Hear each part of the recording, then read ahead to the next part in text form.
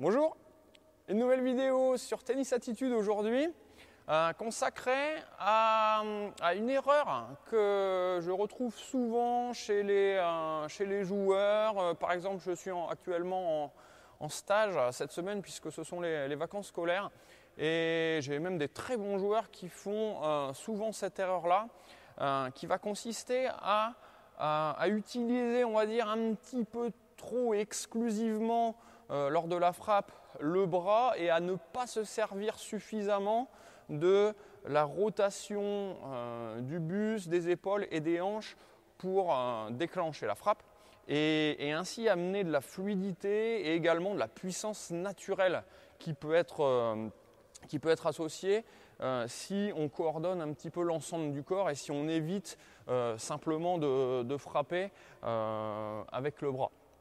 Donc on retrouve notamment cette caractéristique chez les joueurs très puissants qui frappent fort à plat et qui déclenchent beaucoup de frappes avec le bras. Et au contraire, chez les joueurs un petit peu moins puissants mais qui jouent très bien et qui sont très fluides, ils ont raison de le faire. Une bonne association avec l'ensemble du corps, le bras, les hanches, le buste, qui transfère vraiment la bonne énergie dans la balle. Donc en fait, l'erreur principale, je vais vous la montrer en coup droit, mais ce serait exactement la même chose sur un revers, et notamment le revers à deux mains. Donc ça consiste en ça. Une fois que la préparation est réalisée, pendant le déclenchement de la frappe, en fait, si vous n'amenez pas le ventre vers l'avant à ce moment-là, vous allez bien sûr le faire assez naturellement pendant l'accompagnement puisque une fois la balle frappée, le haut du corps revient naturellement. Mais il faudrait percevoir la sensation de pouvoir, avant de frapper la balle, amener le haut du corps vers l'avant. Donc ça, on en avait déjà parlé dans une autre vidéo. C'est quelque chose qui sera possible seulement si vous arrivez à débloquer votre appui arrière en faisant passer le pied sur la pointe, donc votre appui arrière sur la pointe pendant la frappe. Parce que si vous laissez votre pied arrière au sol, il est assez compliqué de sentir la rotation du buste. Donc, alors que si on décolle, on a cet effet où les épaules et la ligne de hanche, et notamment la hanche arrière, la hanche droite pour un droitier, va pouvoir être amené un peu plus vers l'avant à la frappe.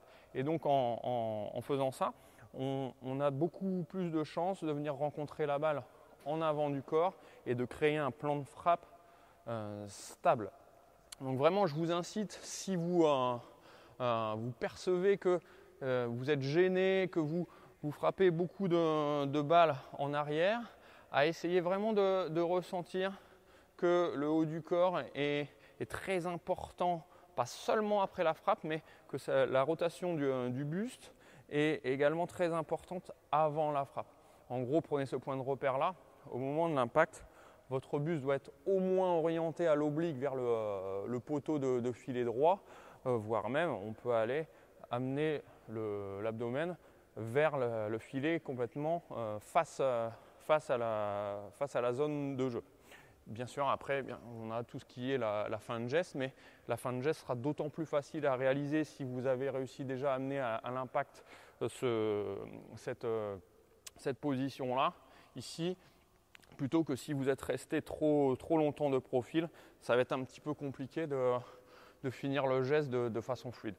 Voilà, j'espère que j'ai été assez clair. C'est un concept qui n'est pas forcément facile, même quand on l'identifie à le corriger. C'est quelque chose qui peut aussi se ressentir sur ce petit jeu-là. Lorsqu'on vous envoie des balles, eh bien, essayez de garder les appuis de face et de sentir qu'on peut très bien proposer une frappe qui sera puissante et fluide et qui part vraiment bien uniquement avec le haut du corps. Donc ça, c'est un jeu que vous pouvez faire uniquement là pour ressentir vraiment la rotation des épaules en préparation, mais aussi avant la frappe et après la frappe. Voilà, j'espère que tous ces conseils peuvent vous être utiles dans votre progression de joueur et je vous retrouve très bientôt pour un autre article ou une nouvelle vidéo.